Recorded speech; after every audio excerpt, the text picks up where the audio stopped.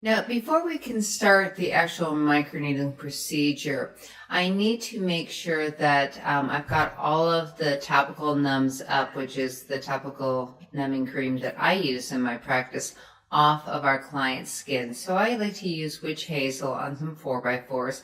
I think it's a little bit more gentle on the skin than alcohol, but you need to use something that is going to make sure you don't have any residue of the numbing agent on the skin. So I'm just using a little bit of witch hazel that is on the 4x4s.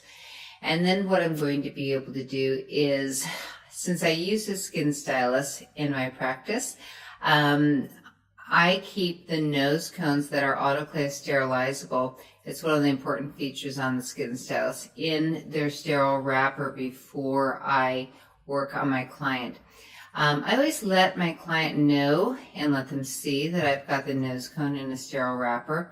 And then I'm going to open up the BioLock cartridge, which is also in a sterile wrapper. I don't do this until the client is on the bed, because if for some reason they decide that they're not showing up for the procedure, then I've just opened up a cartridge and can't use it. I also like to make sure that it's working and my needles are set to the proper depth.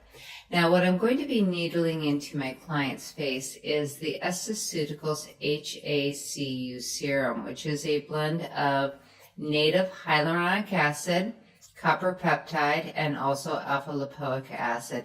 It provides a really nice slip to the treatment, and it also helps to get a very large molecule, which is native HA or native hyaluronic acid, in through those microchannels. I like to go in a pattern that is more of a crosshatch. Some people like to snake it up and down. I think the important part is to always make sure that you're starting from the inside of the face and then moving on to the outside of the face.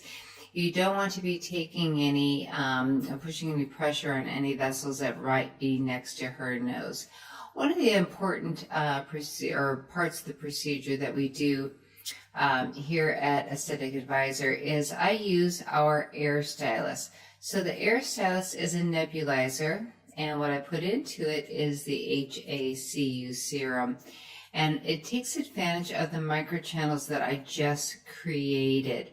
So what it's doing is it's pushing, again, that very large molecule, which is the HACU serum, through the microchannels that we just created.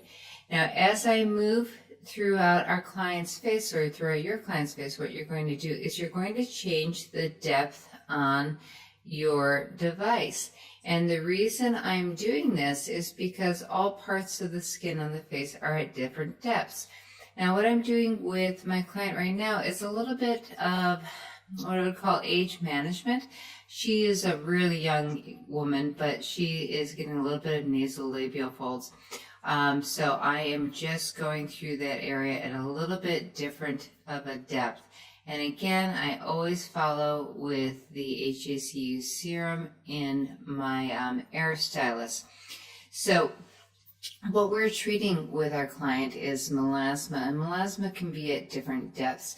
Since our client only had her children not very long ago, I'm treating it more like it is at the bottom of the epidermis than I'm treating a dermal melasma. You might be a little bit deeper on a dermal melasma than you would be with things that are in the epidermis.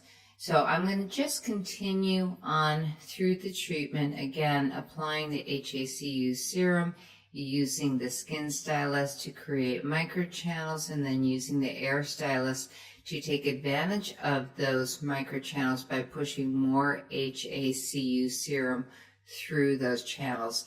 So let's talk about technique. And I know some people like to go in circles, some people like to go up and down, some people like to snake the device across the skin. What I think is important is that you're getting proper coverage on the area, that you're starting from the inside of the face and working out. And one of the big things is when you get over to the outside of her face, you want to make sure that your handpiece is still perpendicular to the skin, okay? So when I get out to there, I'm turning my hand and I'm turning my wrist to make sure that all of the microneedles stay in full contact with her face.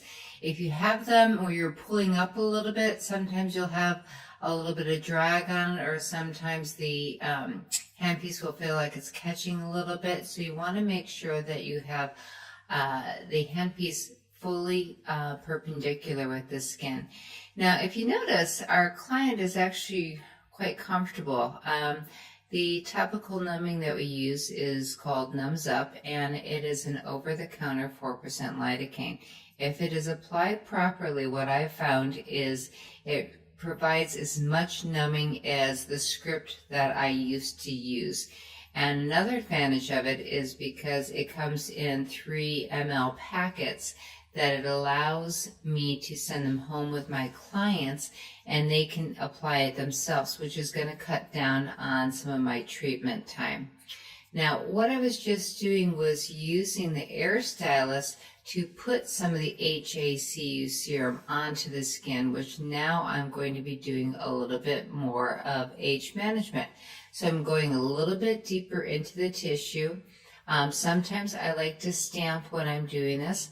I'll also stamp on sometimes if she has, an imperfection, maybe an acne scar, which she doesn't have, but she does have a couple of little chickenpox scars, which I have found on my clients. So you can use different methods.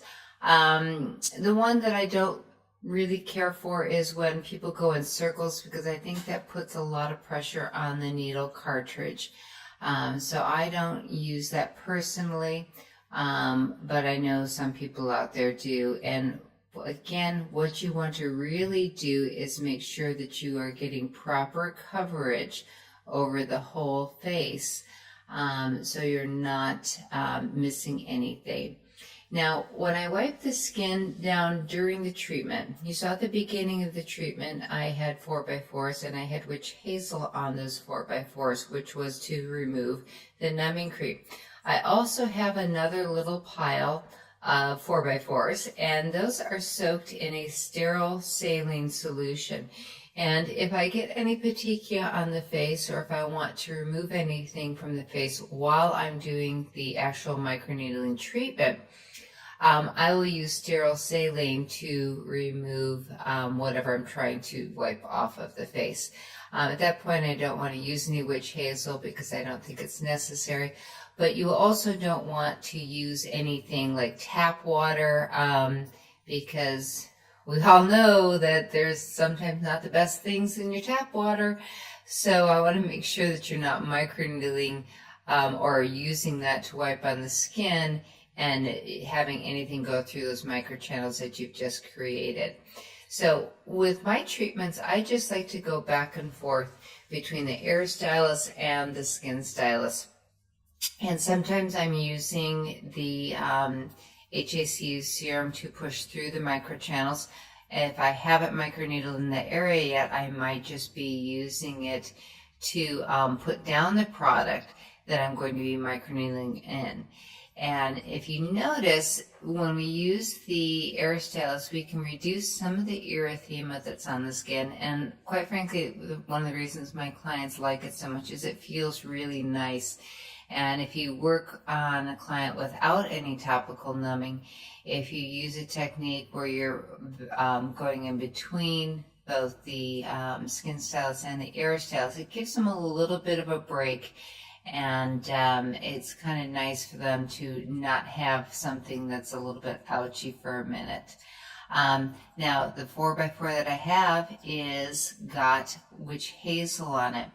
When I do a treatment on somebody's face, I like to start at the bottom of the face. And what I do with that is I leave the numbing cream on her forehead or his forehead, because I do this on guys' skin too. And the reason I like to leave it on the forehead longest is because the forehead is the ouchiest area of all. When you think about it, you don't have that adipose tissue to be cushioning the bone. So you're going right against the skin that's against the bone. So we're going to lower our depth down. You never want to use a really high depth on the forehead because it's going to be painful and you're going to get a lot of petechia. Now, if you notice when I was stretching out her where she would have 11s, if she had a lot of 11s, I would use my fingers on her eyebrows. I try to keep my hands off their face as much as possible. I know some people like to hold the skin taut, but she's a young woman. She really doesn't need that. It's not like I'm dermaplaning her and would be holding the skin taut. So I like to keep my fingers off of her face while I'm in the process. And for estheticians, that's a really hard thing to learn because we are always trying to touch people's faces. So if you notice, my hand placement is on the top of her head, on top of her hair, and then I keep everything else as much off of the skin as I can. Again, with this, I'm just going to cross hatch back and forth. She's actually pretty comfortable. And if you look at the lower part of her face, you can see the erythema, and that's exactly what I want to see with this treatment for her melasma, because again, I believe it's a little bit more epidermal, which means I don't need to get to petechia, I just need to see some erythema in the skin. I'm going to blow the HACU serum back through the microchannels, and what I found is when I do this, not only does it feel nice to them, but I think I get a better treatment out of it, and because they refer me a lot of people, I think they think so too. So it's a really simple procedure to do, especially if you've done microderm or things like that. It's a real simple procedure. Now, when we get to the nose, one of the things is I want to make sure that you dial the depth of your needles back down to very, very low. I mean, 0.1, 0.2. You know, you've got cartilage up on the nose. It's not going to be really, really comfortable. So I use a very, very shallow depth when I'm working on the nose.